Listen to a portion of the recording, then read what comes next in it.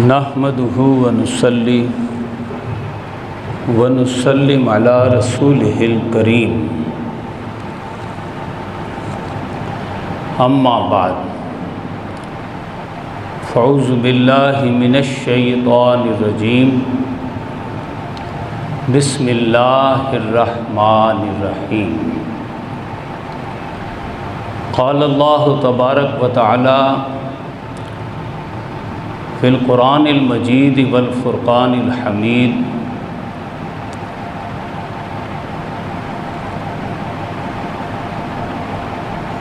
اذا خاطبهم الجاہلون قالوا سلاما والذین یبیتون لربہم سجدا وقیاما۔ صدق اللہ العظیم وصدق رسولہ النبی الکریم الامین۔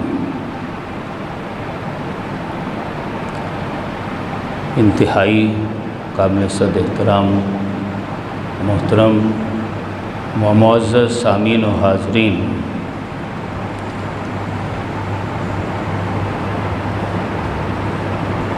آج ہم انشاءاللہ تعالی حضرت داتا گنج بخش رحمۃ اللہ علیہ کی حیات طیبہ اور آپ کی تعلیمات، بالخصوص کشف المحجوب کے بارے میں گفتگو کریں گے۔ حضرت داتا گنج بخش رحمۃ اللہ علیہ آج سے کوئی 950 سال قبل چوتھی صدی ہجری کے آخر یا 5ویں صدی ہجری کے آغاز میں افغانستان کے ایک شہر غزنی میں پیدا ہوئے۔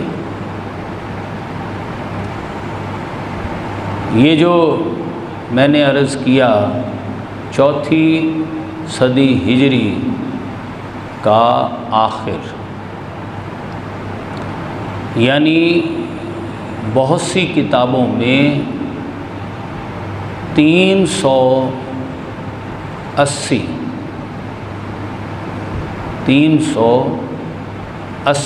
ہجری سے لے کر 401 صدی ہجری، کوئی 20 سال کا عرصہ بنتا ہے۔ سنوں کا آپس میں اختلاف ہے، تو اس دوران میں آپ پیدا ہوئے۔ یہ وہ زمانہ ہے جو کہ ایک بہت بڑے بادشاہ سلطان محمود غزنوی کا یہ دور ہے۔ وہ بھی چونکہ غزنی شہر سے تعلق رکھتا ہے اور افغانستان سے اس کا تعلق ہے، اور حضرت داتا گنج بخش رحمۃ اللہ علیہ کا تعلق بھی افغانستان سے ہے، غزنی سے ہے، اور بہت سی مستند کتابوں میں حضرت داتا گنج بخش رحمۃ اللہ علیہ کی سلطان محمود غزنوی سے ملاقاتیں بھی ثابت ہیں۔ تو گویا ہم یہ سمجھ سکتے ہیں کہ حضرت داتا گنج بخش رحمۃ اللہ علیہ کا دور سلطان محمود غزنوی کا دور ہے۔ گویا ہم ایک اور حوالے سے بھی کہہ سکتے ہیں کہ سیدنا شیخ عبد القادر جیلانی محبوب سبحانی رضی اللہ تعالیٰ عنہ بھی آپ کی وفات کے بعد دنیا میں آئے ہیں۔ گویا داتا صاحب رحمۃ اللہ علیہ کا زمانہ حضرت شیخ عبد القادر جیلانی رضی اللہ تعالیٰ عنہ سے بھی پہلے کا زمانہ ہے۔ آپ کی وفات کے بعد حضرت شیخ عبد القادر جیلانی پیدا ہو رہے ہیں۔ اسی طرح ایک بہت بڑے بزرگ حضرت خواجہ معین الدین چشتی اجمیری، جن کا مزار شریف ہندوستان میں ہے، تو وہ بھی حضرت داتا گنج بخش رحمۃ اللہ علیہ کے کوئی 150 سال بعد وہ بھی افغانستان سے تعلق رکھتے ہیں۔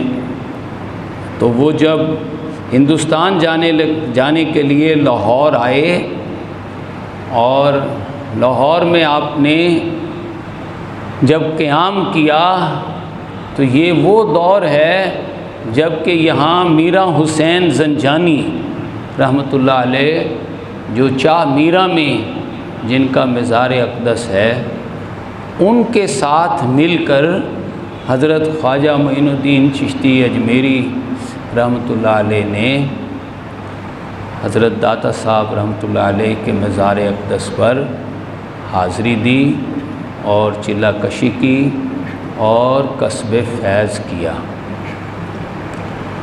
تو جب جانے لگے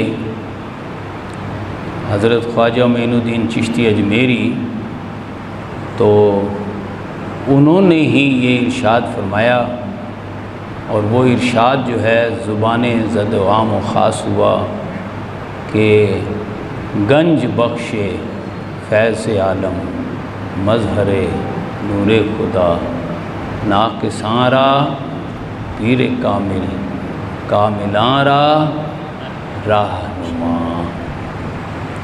تو یہ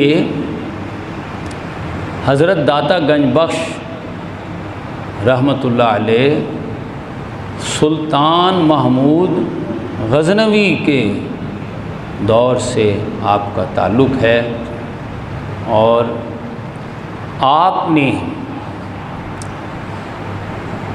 دین اسلام کے ایک بہت بڑے بزرگ اور ایک اہم ترین سلسلہ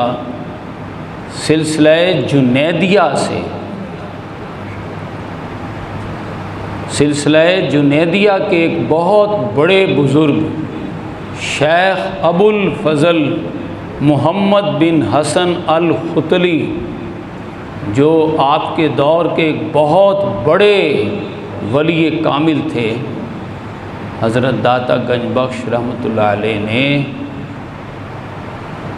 ان کے ہاتھ پر بیعت کی اور آپ سے دین اسلام اور روحانی مراتب طے کیے، آپ سے کسب فیض کیا، اور اپنے پیر و مرشد کے حکم پر اور آپ کی نگرانی میں، آپ کے کہنے پر حضرت داتا گنج بخش رحمۃ اللہ علیہ کے اساتذہ میں، شیوخ میں کم از کم 200-250 اولیاء علماء، آپ کے وقت کے بڑے بڑے صوفیاء، اللہ کے اولیاء کاملین کے نام آتے ہیں کہ آپ نے ان کی خدمت میں بھی حاضر ہو کر علم دین حاصل کیا اور اپنے شیخ طریقت کی نگرانی میں ان سے فیض پایا۔ تو اس طرح حضرت داتا گنج بخش رحمۃ اللہ علیہ جب یہاں لاہور میں تشریف لائے تو یہاں اس وقت دوسرے درجے کا یعنی مقامی سطح کا جو حکمران تھا وہ ایک ہندو راجا تھا، رائے راجو۔ بڑا اوپر کی قومی سطح پر تو سلطان محمود غزنوی کا یہ دور ہے، لیکن پنجاب کا جو راجا ہے، یوں سمجھ لیں کہ وزیر اعلیٰ ہے اس دور کا جو ہے، وہ ایک ہندو رائے راجو نامی ایک شخص ہے۔ تو جب آپ لاہور تشریف لائے تو چونکہ رائے راجو ہندو ہے تو اس کے قریب ہندو پڑوتوں اور پروتوں کا ایک جمع غفیر ہے، اور لیکن مسلمان علماء اور علماء کرام اور مفتیان کرام بھی یہاں موجود ہیں، لیکن آپ چونکہ عالم اسلام کی ایک بہت بڑی ہستی ہیں تو ایک طرف ہندو پڑوہت اور پروہت پنڈت اور پروہت بھی آپ کو اپنے لیے خطرہ محسوس کرتے ہیں، اور دوسرے اس وقت کے چھوٹے موٹے جو علماء ہیں اور ایسے دینی جو گادری قسم کے کاروباری قسم کے لوگ ہیں وہ بھی آپ سے خطرہ محسوس کرتے ہیں۔ تو اس طرح ہندو اور مسلم کا گٹھ جوڑ آپ کے مخالفت میں سامنے آ جاتا ہے، کیونکہ آپ یہاں آتے ہی لاہور میں دروس قرآن کا سلسلہ شروع کرتے ہیں کہ دین اسلام کی اصل تعلیمات کیا ہیں۔ آپ کی دینی اور اسلامی خدمات کا ماحصل یہ ہے کہ پردے انسان پر پڑے ہوتے ہیں، نقاب انسانوں پر پڑے ہوتے ہیں، اللہ تو پردوں میں نہیں ہے۔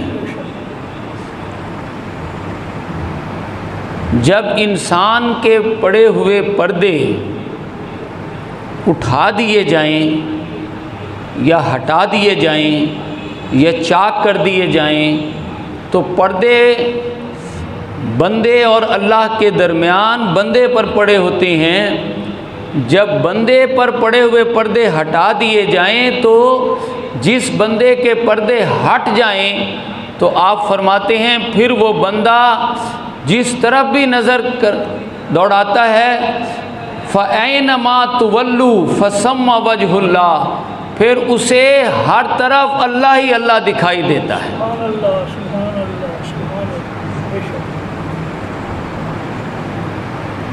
فَأَيْنَمَا تُوَلُّوا فَثَمَّ وَجْهُ اللَّهِ۔ آپ اپنی کتاب کشف المحجوب میں حضرت شیخ بایزید بسطامی رحمۃ اللہ علیہ کا واقعہ درج کرتے ہیں کہ جب حضرت شیخ بایزید بسطامی رحمۃ اللہ علیہ حج کے لیے آئے اور خانہ کعبہ پر نظر پڑی، چونکہ آپ اولیاء کاملین میں سے ہیں،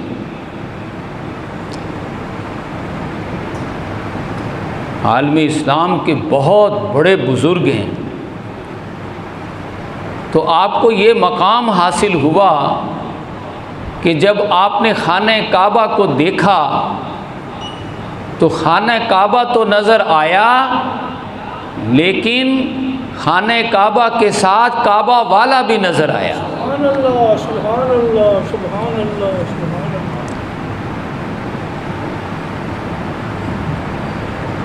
حضرت داتا صاحب فرماتے ہیں ان کے دل میں یہ خلش رہی کہ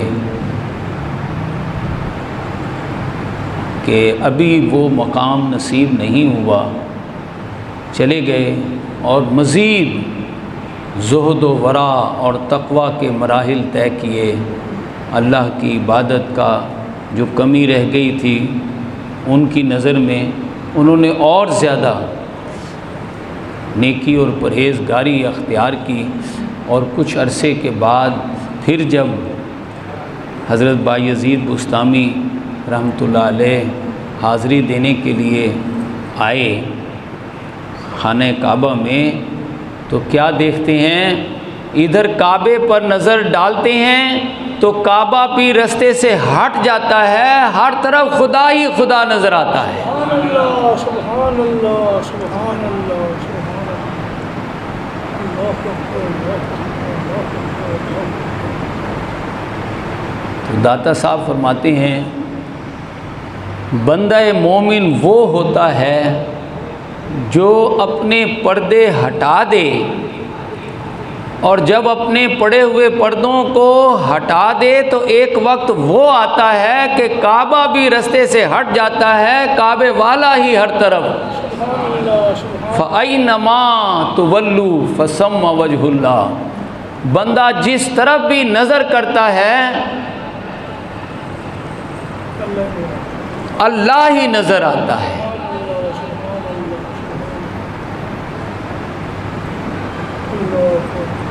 تحویل قبلہ ایک اہم واقعہ ہے۔ تحویل قبلہ جس میں کہتے ہیں قبلے کی تبدیلی۔ تحویل قبلہ یہ ہے کہ نبی اکرم صلی اللہ علیہ وسلم جب مکہ میں تھے تو خانہ کعبہ کے ایسے رخ پر کھڑے ہو کر، خانہ کعبہ میں تو جس طرف بھی رخ کر لیں، آپ مشرق کی طرف کھڑے ہو کر کعبے کو کی طرف منہ کر کے نماز پڑھیں، یا مغرب کی طرف کھڑے ہو کر دائیں شمال یا جنوب کی طرف، تو خانہ کعبہ کی طرف چاروں طرف گول صفیں بنتی ہیں، سمجھے؟ تو لیکن آپ خانہ کعبہ کے تو چاروں اطراف میں سے کسی طرف بھی کھڑے ہو کر کعبے کی طرف منہ کر کے نماز پڑھ سکتے تھے، لیکن آپ یہ احتیاط کرتے تھے کہ خانہ کعبہ کے اس طرف کھڑے ہوں کہ سامنے خانہ کعبہ بھی ہو، لیکن قبلہ اول بیت المقدس بھی سیدھ میں آ جائے، تاکہ بیک وقت استقبال قبلتین ہو جائے۔ بیک وقت قبلہ رخ منہ ہو جائے دونوں قبلوں کی طرف۔ لیکن جب آپ ہجرت کر کے ہمارے آقا صلی اللہ علیہ وسلم مکہ سے ہجرت کر کے مدینہ آ گئے تو اب آپ سینٹر میں آ گئے۔ اس طرف اگر خانہ کعبہ ہے تو اس طرف بیت المقدس ہے، اور مدینہ سینٹر میں ہے، درمیان میں ہے۔ اگر ادھر رخ کرتے ہیں تو ادھر پیٹھ ہوتی ہے، اور خانہ کعبہ کی طرف رخ کرتے ہیں تو وہ بیت المقدس کی طرف پیٹھ ہو جاتی ہے۔ تو آپ نے مدینہ ہجرت کی تو رخ قبلہ اول کی طرف رکھا، بیت المقدس کی طرف منہ کر کے آپ نماز پڑھتے رہے، اور جو خانہ کعبہ ہے جو مکے میں ہے اس کی طرف پیٹھ کی آپ نے، کیونکہ دونوں کی طرف مکے میں تو رہتے ہوئے یہ ممکن تھا، لیکن مدینے میں آنے کے بعد یا تو ادھر رخ کرو یا ادھر رخ کرو، تو آپ نے بیت المقدس کی طرف رخ کیا اور خانہ کعبہ کی طرف پیٹھ کی۔ لیکن قد نرا تقلب وجہک فی السماء، اللہ پاک فرماتا ہے قرآن حکیم میں، آپ اللہ سے دعائیں کرتے ہوئے اوپر کی طرف دیکھتے کہ اے اللہ میرا دل چاہتا ہے مکے والے کعبے کو قبلہ بنا لوں،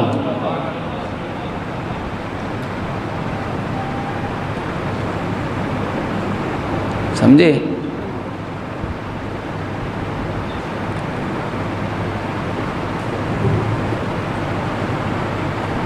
ایک دن ایسا ہی ہوا، آپ ایک مسجد میں نماز ادا کر رہے تھے،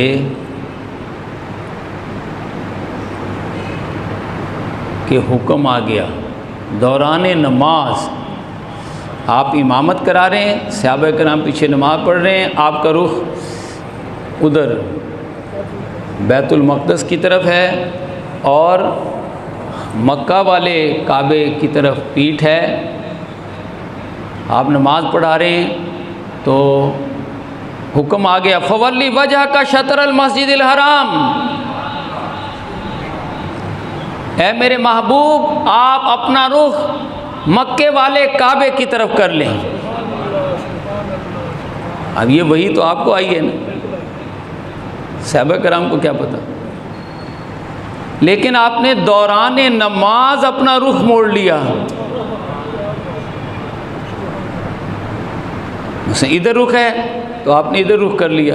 صحابہ کرام دوڑ کر پھر پیچھے ہو گئے، کیونکہ آپ نے جب رخ نماز میں صفوں کی طرف کر لیا تو آپ پیچھے ہو گئے، تو صحابہ یہ دیکھ کر سمجھ گئے کہ کوئی معاملہ ہوا ہے، تو وہ پھر دوران نماز ہی یہ سارا معاملہ ہو رہا ہے، وہ پیچھے آ کر صفیں بنا لیں، آپ پھر آگے ہو گئے، نماز آپ نے پوری کی، سلام پھیرا، تو بعد میں آپ نے فرمایا، پوچھا صحابہ کرام نے، آپ نے فرمایا کہ دوران نماز یہ حکم آیا اللہ کا فولی وجہ کا شطر المسجد الحرام، اے میرے محبوب آپ کی دعا قبول ہو گئی، اب آپ مکے والے کعبے کو قبلہ بنا لیں، اس کی طرح رخ کر کے نماز پڑھیں۔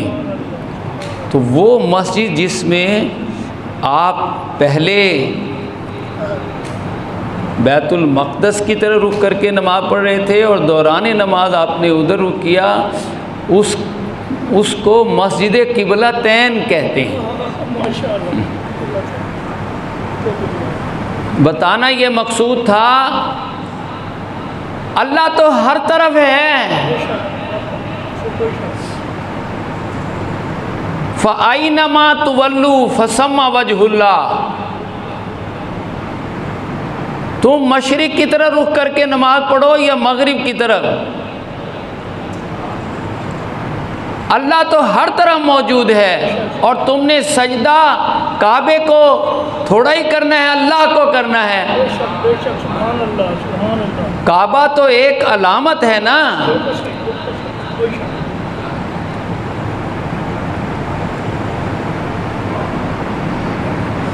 کعبے کو اہل نظر قبلہ نما کہتے ہیں، ہے پرے سرحد ادراک سے اپنا مسجود، ہے پرے سرحد ادراک سے اپنا مسجود، کعبے کو اہل نظر قبلہ نما کہتے ہیں۔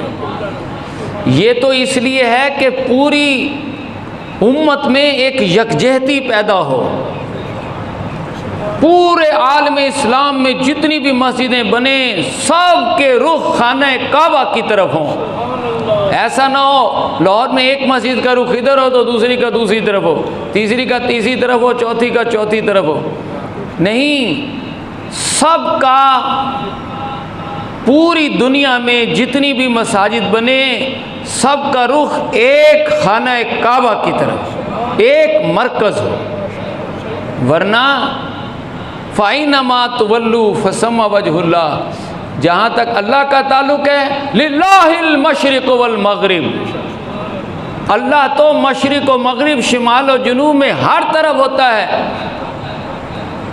تم جس طرف بھی رخ کرو گے اللہ ہی اللہ ہوگا۔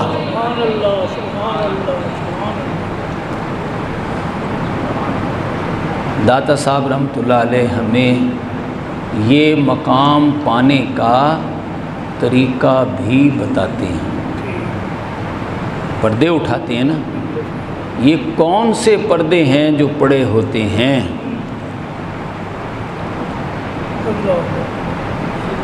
داتا صاحب رحمۃ اللہ علیہ فرماتے ہیں، قرآن حکیم میں آتا ہے، حدیث قدسی میں آتا ہے، اے بندے میں نے تجھے اپنے لیے پیدا کیا ہے۔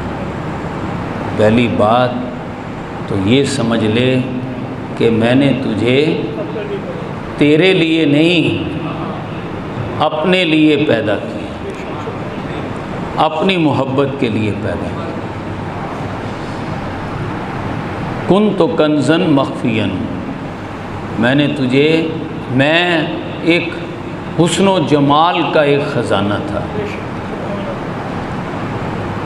فَأَيْنَمَا تُوَلُّوا فَثَمَّ وَجْهُ اللَّهِ، تم جس طرف بھی رخ کرو گے اللہ ہی اللہ دکھائی دے۔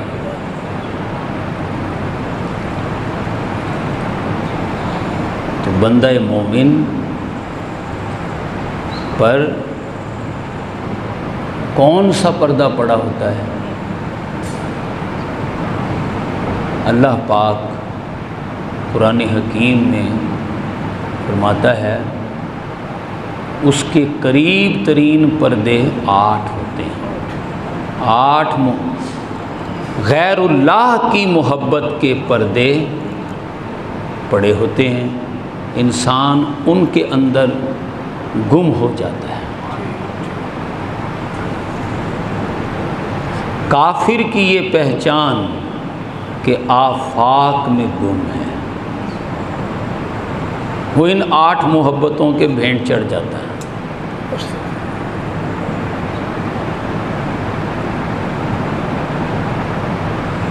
اور اپنی دنیا اور آخرت عاقبت خراب کر بیٹھتا ہے۔ یہ پردے ہیں جو کہ جن میں وہ آ جاتا ہے اور رب تعالیٰ سے دور ہو جاتا ہے۔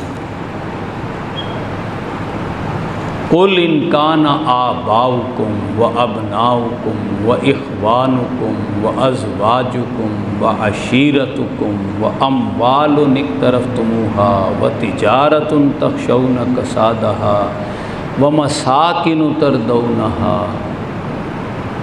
یہ 8 پردے ہیں۔ باپ، بیٹے، بھائی، بیویاں، رشتہ دار، مال، کاروبار اور مکان، انسان اس میں لگا رہتا ہے۔ اللہ فرما رہا ہے احب الیکم من اللہ ورسولی وجہاد فی سبیلی،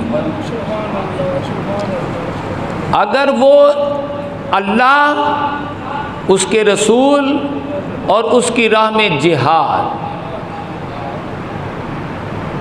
سے اپنی 8 چیزوں سے زیادہ محبت کرتا ہے تو وہ پردے میں ہے۔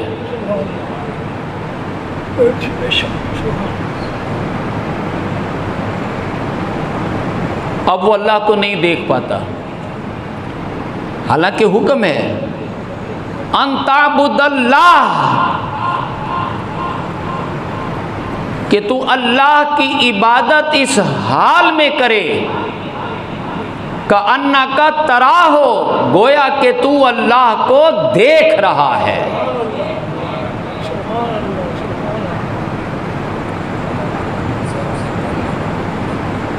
اللہ کی عبادت اس حال میں کرے کہ تو اللہ کو دیکھ رہا ہے۔ فَإِن لَمْ تَكُنْ تراہ، اگر تو اللہ کو نہ دیکھ سکے، تجھے یہ مقام نصیب نہ ہو تو پردوں میں ہو۔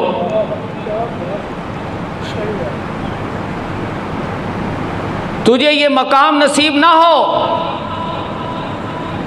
تو پردوں میں گھرا ہوا ہو، چاروں طرف پردے تیرے پڑے ہوئے ہوں،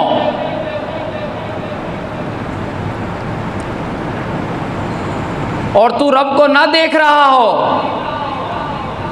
تو کم از کم یہ تو کر، فَإِنَّهُ يَرَاكَ، اے بندے ہونا تو یہ چاہیے کہ تو اپنے پردے ہٹا دے اور اللہ کو دیکھ کر اس کو سجدہ کرے، لیکن اگر یہ مقام نہ ہو تو کم از کم یہ تو احساس کر وہ تجھے دیکھ رہا ہے۔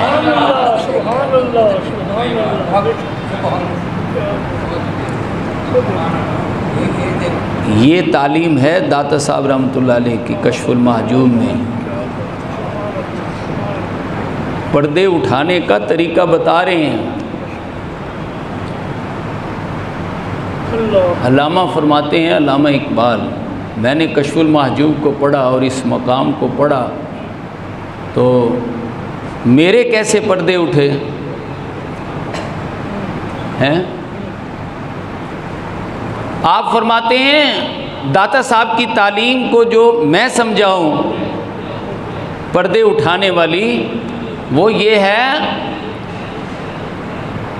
آئینہ آویز قرآن پیش خود، اے بندے اپنے سامنے قرآن سے آئینہ رکھ۔ ایک تو ہم شیشے میں دیکھتے ہیں نا اپنی شکلیں، قرآن کا آئینہ بنا اور قرآن کے آئینے میں اپنی شکل دیکھ۔ جب تو قرآن کے آئینے میں شکل دیکھے گا نا، دیگرگوں گشتہ، تو تجھے اپنی یہ شکل بڑی بھیانک لگے گی، کیونکہ اللہ کہہ رہا ہے کہ زیادہ محبت مجھ سے کر، زیادہ پیار مجھ سے کر، زیادہ بھاگ دوڑ میرے لیے کر، میرے رسول کے لیے کر، اور میری راہ میں جہاد کے لیے کر۔ تو 24 گھنٹے اپنی اور اپنوں کی مصروفیات کے بھینٹ چڑھا ہوا ہے۔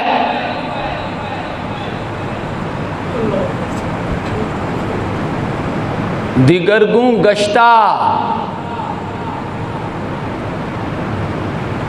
تجھے اپنا چہرہ بڑا ڈراؤنا لگے گا۔ کیا کر؟ از خیش بگریز، اپنے آپ سے بچ، تیرا یہ کردار تجھے اٹھا کر جہنم میں لے جائے گا۔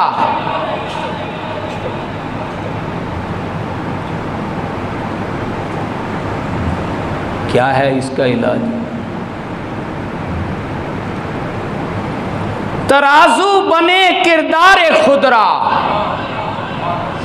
اپنے کردار پر ترازو نصب کر، اپنا وقت تول کر استعمال کر۔ کیا؟ وقت کو تول کر استعمال کر۔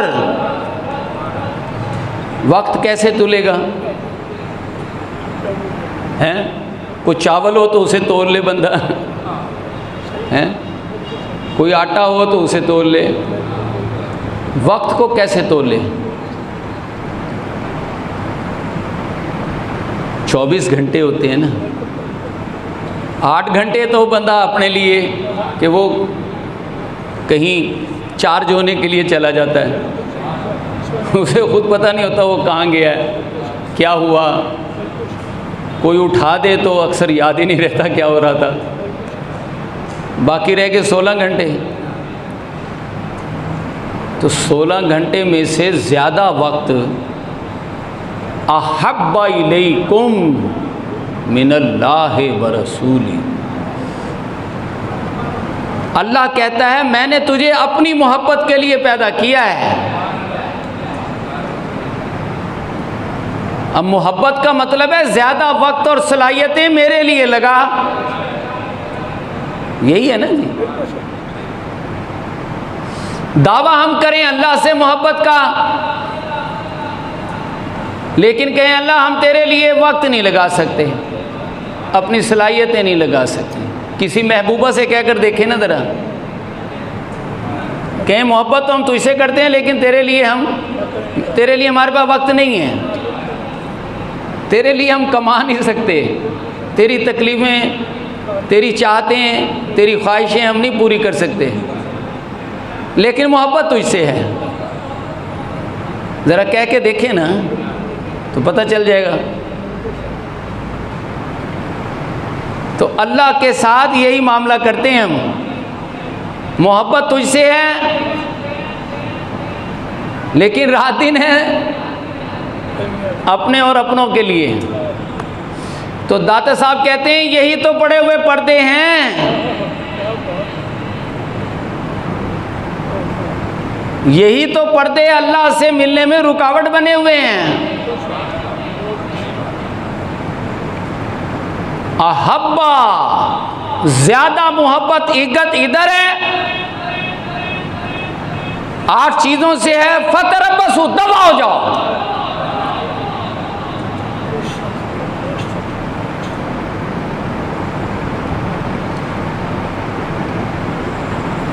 یہ دفع ہو جاؤ کا کیا مطلب ہے؟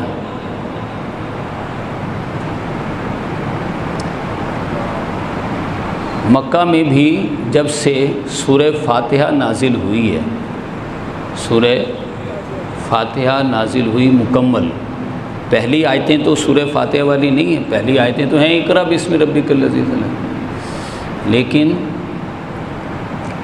جب سورہ فاتحہ چاہے بعد میں نازل ہونے لگی، کوئی صورت ابھی مکمل نہیں ہوئی، سورہ فاتحہ بعد میں نازل ہونے لگی، پہلے مکمل ہو گئی۔ جب مکمل ہو گئی تو سورہ فاتحہ پڑھی جانے لگی، وہ سب کی لیڈر بن گئی۔ سب سے پہلی مکمل صورت ہو گئی نا، تو اس کو آپ نے پڑھنا نماز قرار دے دیا۔ نماز کا مطلب ہے قرآن سمجھنا اور سمجھ کر سمجھے ہوئے قرآن سے اللہ سے ہم کلام ہونا، بندہ اللہ سے باتیں کرے۔ قرآن اللہ کی باتیں ہیں۔ داتا صاحب فرماتے ہیں پردہ اس طرح اٹھتا ہے، کشف المحجوب کا مطلب ہے پردے اٹھا دینے والی کتاب۔ وہ کتاب تو بعد میں بنی، پہلے آپ کے دروس قرآن سامنے آئے، ان دروس قرآن کو اکٹھا کیا گیا تو وہ ایک کتاب بن گئی۔ اب ہر درس کا ایک ہی بنیادی موضوع تھا کہ بندے اور اللہ کے درمیان پڑے ہوئے پردے کون سے ہیں، ان پردوں کو ہٹایا جائے تاکہ بندہ فَأَيْنَمَا تُوَلُّوا فَثَمَّ وَجْهُ اللَّهِ، بندہ جس طرف نظر کرے اللہ ہی اللہ نظر آئے۔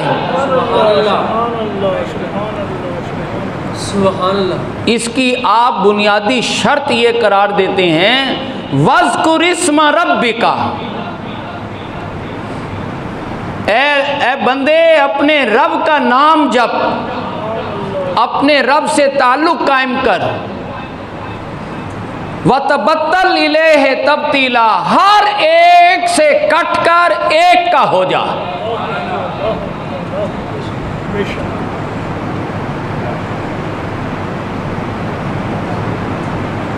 آپ کہیں گے ہر ایک سے کٹ کر ایک کا ہو جا، یہ داتا صاحب کی تعلیم ہے؟ نہیں، یہ قرآن کی تعلیم ہے۔ داتا صاحب تو اپنے درس میں قرآن بیان کر رہے ہیں، اور ان درسوں کو جب اکٹھا کر رہے ہیں تو کشف المحجوب کتاب نام رکھ رہے ہیں۔ یہ داتا صاحب کی تعلیم نہیں ہے، اللہ کا حکم ہے قرآن میں۔ اور چونکہ داتا صاحب ہمارے سامنے لا رہے ہیں، اپنے دروس قرآن میں اس کو موضوع بنا رہے ہیں، اس وقت کے علماء دین کے ان حقائق سے یا تو خود واقف نہیں تھے یا ان کی چودراہٹیں ختم ہوتی تھیں، کیونکہ حق بیان کرنے سے تو لوگ مخالف ہو جاتے ہیں، مفاد پرست لوگ۔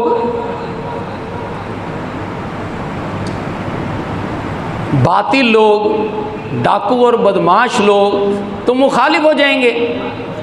جب تم برے کو برا کہو گے تو وہ تمہیں اچھا تھوڑا ہی کہے گا، وہ تمہاری اچھائی کو بھی برائی بنا کر پیش کرے گا۔ اسی لیے تو کہا لا تستوی الحسنۃ ولا السیئۃ، نیکی اگر واقعتاً نیکی ہے تو برائی سے ٹکر لے گی،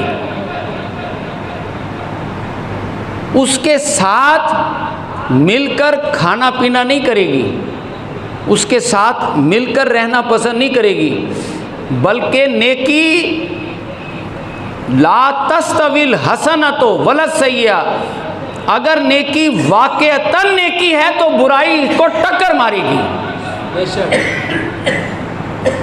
اس کو برا کہے گی، اس کو چیلنج کرے گی، اسے ننگا کرے گی۔ ظلم ہے تو اس کو جڑ سے اکھیڑے گا وہ بندہ مومن، نہ کہ خود اس کے نیچے بھی دب کر مر جائے۔ تو داتا صاحب ہمیں بتاتے ہیں بندہ مومن کی شان برائی سے ٹکر لینا ہے اور استقامت دکھانا ہے، اور استقامت 3 وادیوں میں سے گزرتے ہوئے دکھانا ہوتی ہے۔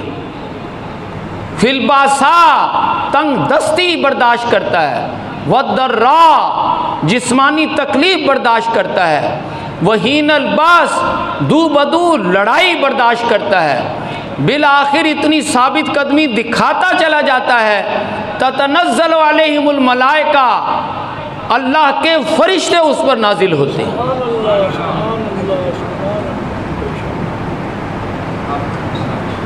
جب بندہ اتنی استقامت دکھائے تو پھر پردے اٹھتے ہیں۔ افلاک سے آتا ہے نالوں کا جواب آخر،